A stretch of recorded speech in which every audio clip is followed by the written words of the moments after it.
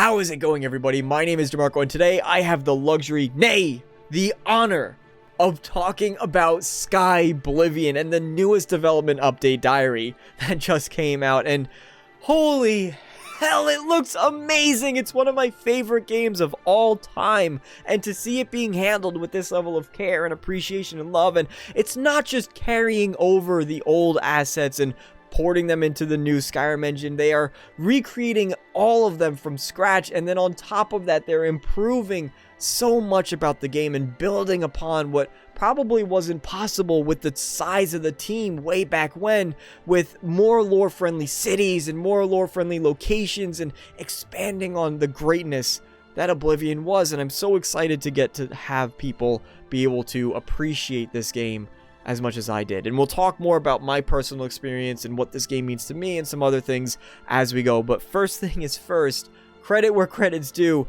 They did an incredible job with this whole update the entire time. It takes trailers to an entirely new level. And then you have to keep in mind that all of this, everything that you're seeing in this, is done on a volunteer basis, and it's just mind-blowing when you keep that in mind how incredible all of this coming together is. The fact that it even exists is honestly why I firmly believe that Bethesda has one of the most amazing communities in gaming, and I firmly stand by that. Honestly, we could only hope that Starfield is shown off and maybe even uses this as a model of how it should be done.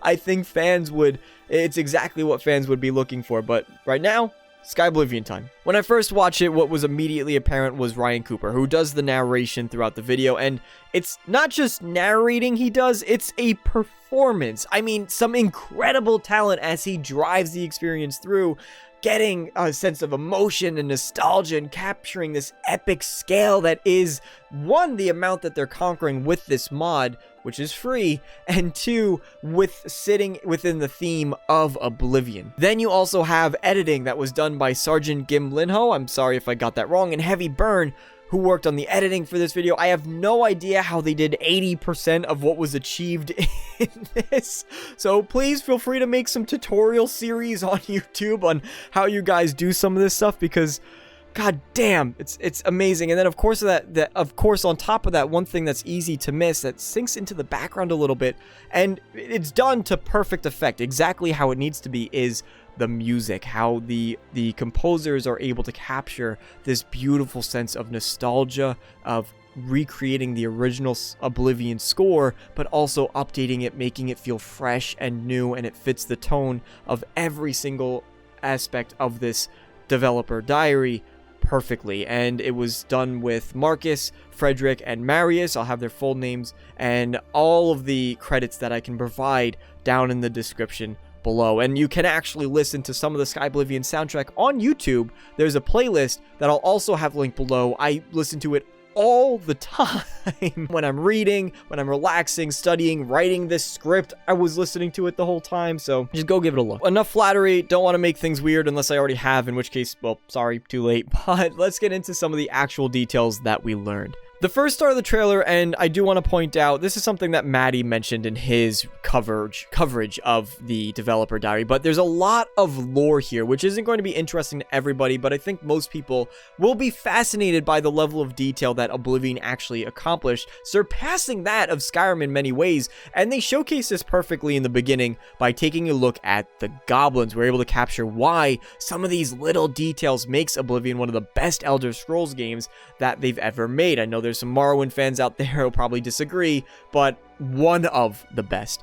There's a lot to share about the lore of goblins, so if you're interested in that, be sure to give it a listen. But effectively, you have 7 different goblin tribes, and while yes, each of them will behave similarly, the fact that there's actually this level of diversity where you can see one group at war with another is a cool aspect of the lore of the world, and the fact that goblins have this hierarchy that they've developed and their own private motions and goals that they've set regardless of what the player does. They take it a step further where we see the goblins attacking villagers, preying on farmers that aren't behind the city walls. I'm not sure if this is actually something new, because I personally don't remember goblins just attacking farms. I know there's some scripted quests that involve concept of goblin attacks, but never do I remember them actually just attacking prey on the streets. And if that's something that they're working on, amazing.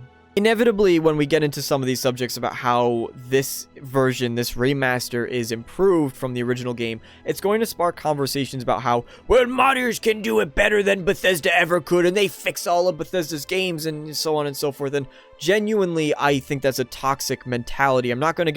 I'll rant about it now if I let myself. I'm going to cut myself off. I don't like that line of thinking, and maybe I'll talk about it in the future, but there is a level of talent, an undeniable level of talent with this entire team that's been assembled working on this project. And again, they're doing this all completely voluntarily and giving it to us for free. I'm going to repeat that several times because just let it sink in. Free. So the goblins have all different types. This includes warlords, shamans, berserkers, skirmishers, even chefs that are there, all of which did appear in the main game. Typically, they came up in relation to the player's level. This is similar to Skyrim. You have the different levels of Draugr that get more impressive titles as you level up. The goblins sort of work the same way. So I'm not sure if there'll be this level of a diversity that you approach and they actually function a little bit differently from each other, or if it'll work similarly where it's scaled to your level. But additionally, each of the tribes feature unique appearances, so you can actually tell them apart from one another distinctly. I won't go through each of the tribes' names individually. You can see their appearances in the footage here. It's a great way to take this common enemy that you'll be fighting a lot and actually giving them some level of personality rather than them feeling just like generic monsters that you have to kill. They feel like they exist in this world, and again, because you'll find them warring, because they have the social structure, they seem like they exist outside of just your actions, which is a problem that many open world RPGs tend to have. Moving on to the 3D design, every single asset in Skyblivion is recreated and improved, and they're actually looking for some new 3D artists. If you're interested, you could check out the link in the description below. That'll take you to their site if you have the talent and want to apply to volunteer. But consider how much it takes to build a city. They mentioned that there's 111 individual pieces just in the city of Leyawiin. Then, remember, there's, 7 cities, not including Leyawiin or Kvatch, a total of 9 in the game, all of them completely unique from one another. Oh, and by the way, what's that? It doesn't include the interiors of those buildings, and oh, what's that? You also have unique elements that need to appear in specific buildings that must be concepted, modeled, and implemented. The scope is quite literally insane. This is a good point to mention that there's a lot of projects that don't make it to this point. There's a lot of projects that are this ambitious that are nowhere near the point of completion that this is. And they even mention in this developer diary that the end is in sight, which alone is a massively impressive feat. And at this point, I see it more likely that they'll complete the project than they don't. They're right there. They have the support behind it. They have the incredible marketing and promotion that they're doing for this with these development diaries. It's getting covered by gaming journalism sites all over the place. And again, when you have a project that's fueled entirely by volunteers, and the first video went up, when is this? Just, 6 years ago, which means it's probably been worked on longer than that. Alien Ruins, Farms, Forts, Skingrad, Bruma, and Breville are all complete, as they say, but there's still plenty of work to be done, of course. You have the Imperial City, for example, which in its own is a massive undertaking, and progress is going to be going towards that in the near future, so I'm glad that they took the time to approach what they are going to be working on, and of course, other cities need to be worked on as well. One thing that's unique to Oblivion isn't just the high fantasy setting or the music or the creatures, but it's the amount of stuff in the world, just flat out stuff. And arguably Skyrim took a step back in this regard with less things that you could pick up and interact with and less clutter in the environments. In Oblivion, there weren't just a handful of objects that were used universally by every single person, no matter the social class you were, but in Oblivion, there were actually distinct levels of clothes, of silverware, of furniture, of housing that represented each class of person that resided in these areas. In that, the developers explain how they've redone all of the clothes that you can find so that you can tell apart who is a noble versus who is a commoner versus a beggar. For thieves, this is exactly what you want to see, but also for immersion purposes, Oblivion did an amazing job at capturing this level of structure, but also separation of different types of people. Even though they all walked and shared the same streets, there's a distinct level of uniqueness to all the elements that are done in Oblivion, and it's been done and recreated in excruciating detail here. I mentioned in the beginning of this video that Oblivion is one of my favorite games of all time, and now to see the opportunity for this title to reach a brand new audience, to reach so many folks who probably have been thinking, I should go back and play Oblivion, but if you try to go back and play Oblivion right now, if you think Skyrim is dated, whew, you are in for a treat trying to play Oblivion. That game, one thing about Bethesda games is they do age pretty poorly, especially the older ones. I think Skyrim did a good job thanks to the overwhelming amount of mod support, but Oblivion in particular, not so much. So now that so many people can experience Oblivion for possibly the first time and show what makes Elder Scrolls so special and what makes Oblivion in particular so special to folks like myself, I'm so excited to finally get to see the reaction when people play this for the first time.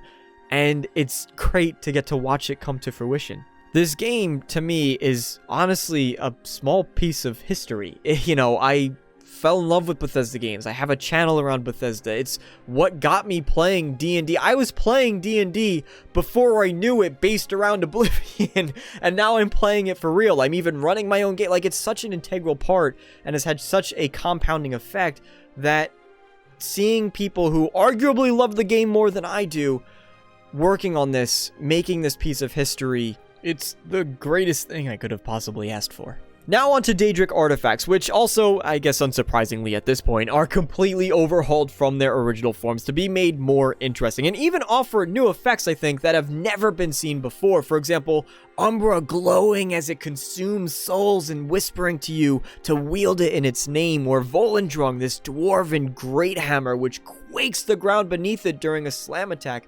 Daedric artifacts, as they mentioned in the video, are literally created by gods, and they didn't really feel that way in Oblivion. Between the appearance and the actual effects that they provided, it was just as easy to sell away your blessed by a god longsword for some other sword you found on a generic bandit in a generic cave somewhere, and here, at the very least, you'll probably want to hold on to them, just for aesthetic purposes alone. But of course, this is just Daedric, right? There's still those that you can find from, as they mentioned, scavenger hunts, shops, or just regular quest rewards, and likely in dungeons they're tucked away in some deep forgotten corner, each of them boasting unique stats and unique appearances that's worthy of a good adventure. They specifically highlight the Bow of Infernal Frost, but what they don't do is show you what this thing used to look like. So, for all of you out there who have not played Oblivion or just forgot what it is, take a look at original Oblivion and new remastered Oblivion. Now it looks cooler, it has unique effects to it, it even has unique arrows that you fire that disappear after a while. Again, the attention to detail and making it actually more consistent with the lore is what's going to separate this as almost its own game in some regards. They close out by talking about Bruma, which is complete, as they mentioned earlier on in the development diary, and I won't spend too long here. A lot of the stuff they talk about is lore, and you might want to explore that on your own, or they just simply do a better job of covering that. It's a very lore-heavy episode, but still very interesting, especially one bit where they talk about a lower class district that's in the city. Something, again, it speaks to how this game is fulfilling a bigger vision from what the original Oblivion was able to do at the time. This poor district was not a thing in Bruma in the original game. You can see there was a lower section of the city, and you could tell it was meant to be poorer based on the people that lived there or the buildings that were around, but it didn't have the look or feel that made it a distinct, unique district. These make the cities feel more realistic, they're more in line with what's presented in the lore, and of course it makes it interesting for a seasoned player such as myself to go and walk through again as we have new areas to discover and appreciate and find, complete with, I'm sure, unique encounters. And I think it's worth mentioning at this point that it's not just the cities that are overhauled with some of these improvements. The landscapes have been redone in some sections that make them more consistent and more engaging to travel through. There's new secrets and hidden items. In the past, you know, they've talked about how you can find some clues. For example, a shovel that's lying around in a weird spot, meaning somebody might have hidden some treasure.